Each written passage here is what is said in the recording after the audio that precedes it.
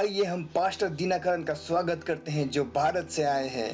Pastor, God bless you, my friend. I am so glad you came. Paul, wonderful that you came. आप परमेश्वर के साथ कितने साल से चल रहे हैं? 38 साल। 38 साल? क्या आप बता सकते हैं कि आपका उद्धार कैसे हुआ? हाँ, बिल्कुल। 20 साल की उम्र में मैं अपनी जिंदगी से परेशान हो गया था और मैं अपनी जिंदगी खत्म करना चाहता था। मैं रेल की पटरियों पर भाग रहा था, एक्सप्रेस ट्रेन के आगे कूद के अपनी जान देने के लिए।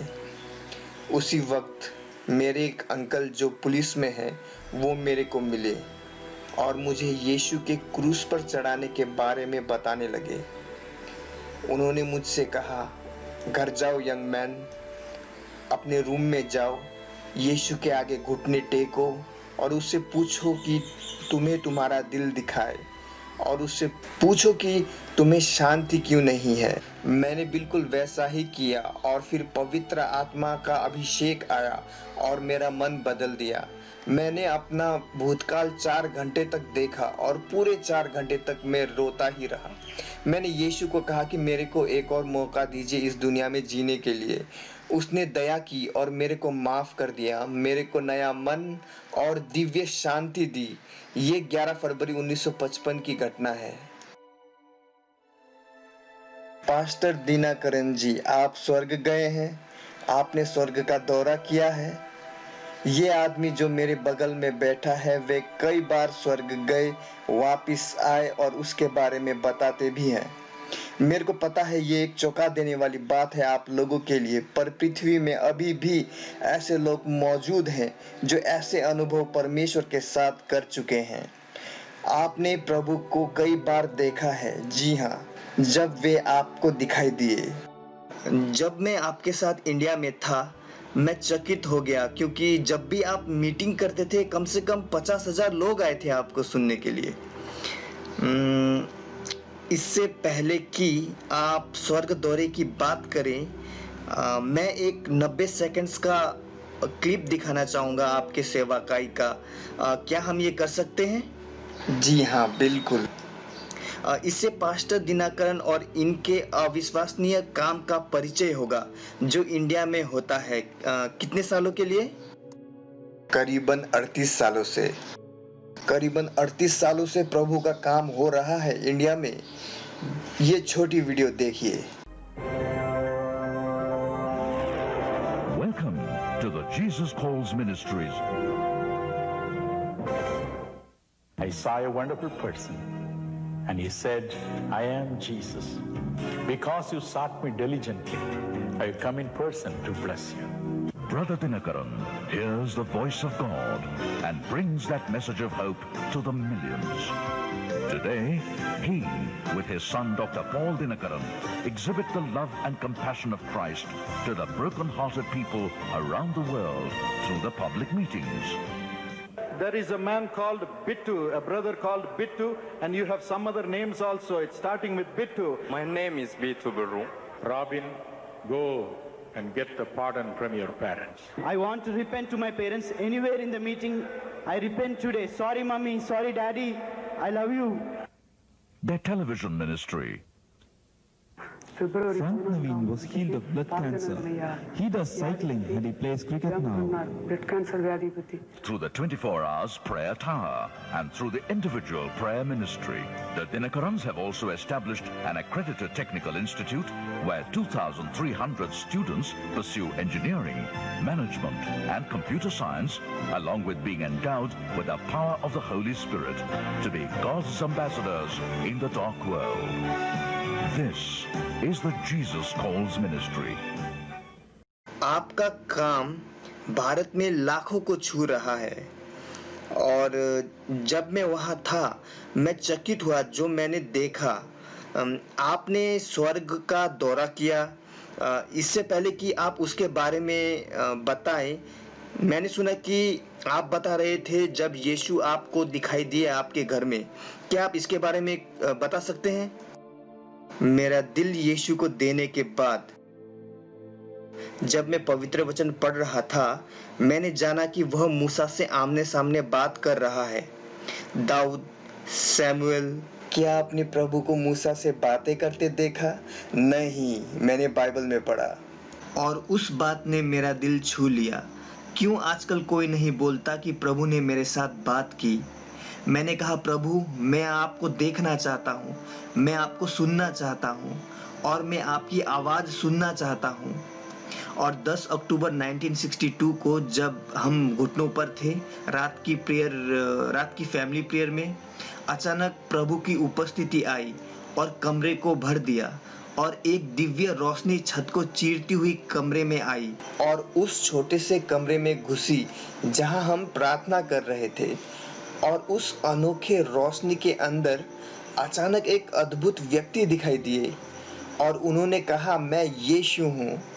क्योंकि तुमने मुझको लगन से खोजा है, इसलिए मैं खुद तुमको आशीष देने आया हूँ। फिर वो बात करने लगे पूरे 3 घंटे तक। उन्होंने आपसे क्या कहा? उन्होंने पहले कहा, 7 साल से मैं तुम्हें प्रार्थना करते हुए देख रहा हूँ। वे कहते, इतने तारीख को इतने समय तुम इस जगह इस तरह प्रार्थना कर रहे थे। उन्होंने मेरी सारी प्रार्थना रिकॉर्ड करके रखे पूरे 7 साल तक। और उन्होंने कहा, कल रात को तुमने प्रार्थना किया, प्रभु, मैंने बहुत सालों से प्रार्थना किया पर आप मेरी प्रार्थना नहीं सुनते और मेरे सामने प्रकट नहीं होते। या तो आप मेरे सामने आइए या मेरी जान ले लीजिए।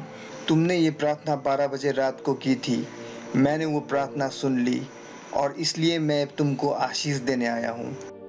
और फिर उन्होंने कहा, अब तुम भविष्य देखो। तो मैं भविष्य देखने लगा। मैंने अपने आप को हजारों लोगों को संबोधित करते देखा और यीशु मेरे बगल में खड़े थे। फिर जब मैंने शक्तिशाली सामूहिक प्रार्थना की, शक्तिशाली चमत्कार हुए और लोगों ने अपनी आत्मा के उद्धार के लिए प्रार्थना की। ये वही है जो मैंने देखा। मैं विश्वास नहीं कर सकता था। अंत में वे धीरे धीरे मेरे दिल में चले गए और उन्होंने कहा, बेटे, इस दुनिया ने मेरे प्यार के बारे में सुना है, लेकिन बहुतों ने मनुष्य के जीवन में मेरा प्यार नहीं देखा है। मैं तुम्हें प्रेम और करुणा की आत्मा देता हूँ। जब भी तुम मेरी करुणा के साथ चलोगे, जो भी तुम मेरे लोगों के लिए मांगोगे वो तुम्हें दिया जाएगा। और मैंने उनको अपने दिल में प्रवेश करते देखा। कुछ दरवाजे की तरह खुला और वे अंदर आए। तो फिर उस दिन से उनके साथ मेरा करीब से चलना शुरू हुआ। आज जब भी मैं प्रार्थना करता हूँ, मैं उनका चेहरा देखता हूँ और अपनी प्रार्थना में खो जाता हूँ। 6 घंटे, 8 घंटे, इसी तरह चलते जाता है। आप 8 घंटे प्रार्थना करते हैं? 6 घंटे, 8 घंटे, ये चलता ही जाता है। मुझे अपने स्वर्ग के दौरे के बारे में बताएं। आपकी कितनी यात्राएं हुई?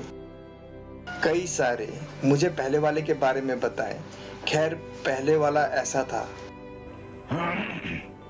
प्रभु को देखने और पवित्र आत्मा प्राप्त करने के बाद मेरे पिताजी और कुछ चर्च के सदस्य एक नौजवान के लिए प्रार्थना करने गए जो मर रहा था क्योंकि उसकी दोनों किडनी फेल हो गई थी।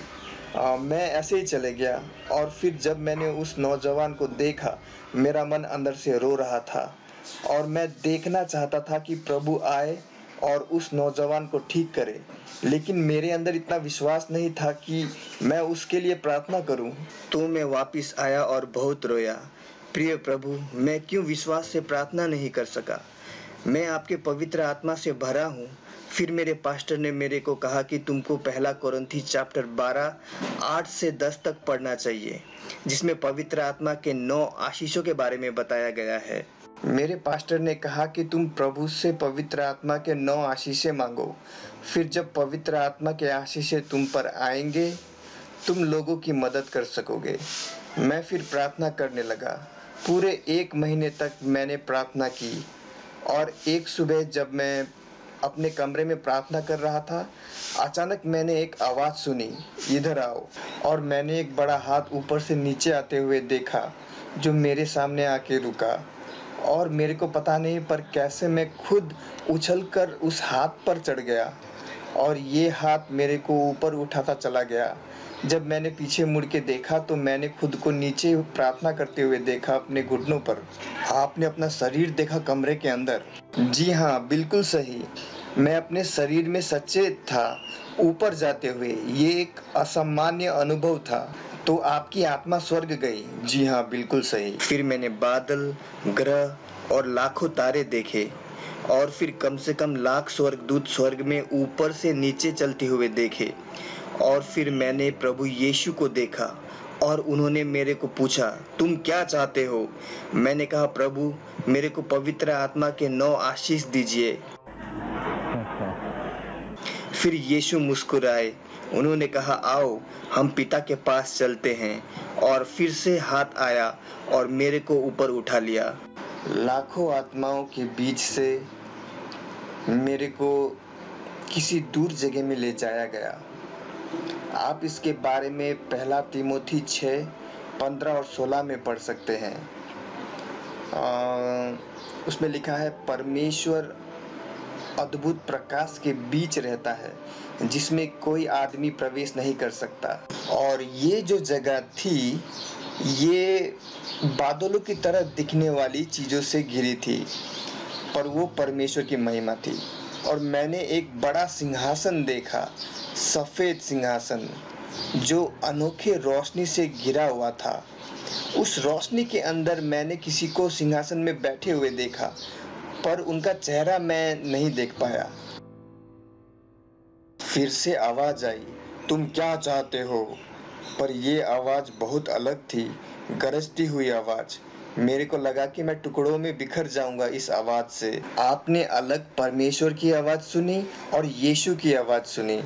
जी हाँ, यीशु की आवाज कोमल, दयालु और स्नेही है, पर ये आवाज राजा की तरह ताकतवर थी, बिल्कुल वैसे जैसे भजन संहिता 29 में लिखा है। फिर मैंने कहा, पिता मेरे को पवित्र आत्मा के 9 आशीषें चाहिए। फिर वहां 5 मिनट तक शांति छाई रही। फिर उसी आवाज ने मेरे से प्रश्न पूछा, तुमको पवित्र आत्मा के आशीष की आवश्यकता है या मेरी? फिर मैंने आवाज सुनी। मैं पवित्र आत्मा की आवाज को पहचान पा रहा था। उसने कहा कि इनको कहो, प्रभु मेरे को आपकी आवश्यकता है। तो मैंने कहा, प्रभु मेरे को आपकी आवश्यकता है। जब मैंने ये कहा, मैं देख सकता था वे मेरे जवाब से बहुत खुश हुए। वे अपना शरीर खुशी के मारे हिला रहे थे। वे इतने खुश थे कि बैठे बैठे नाच रहे थे, अपनी खुशी प्रकट कर रहे थे। और अचानक उस शख्स के छाती में यीशु का चेहरा प्रकट हुआ और वो मुस्कुराया। वो मुस्कान जिसे 38 साल हो चुके हैं, मैं कभी नहीं भूल सकता। और उसके चेहरे से प्रकाश की किरणें निकली, अलग अलग अलग रंग के, बहु रंग के। वो किरणें मुझसे टकराई और मैं खुद को भूल गया। मैं अपने कमरे में वापस आ गया था। दोस्तों, इस वीडियो का पार्ट 2 जल्द आने वाला है। मेरी आपसे गुजारिश है कि आप इस चैनल को जरूर सब्सक्राइब कीजिएगा। यीशु मसीह आप सबको आशीष दे। जय मसीह की।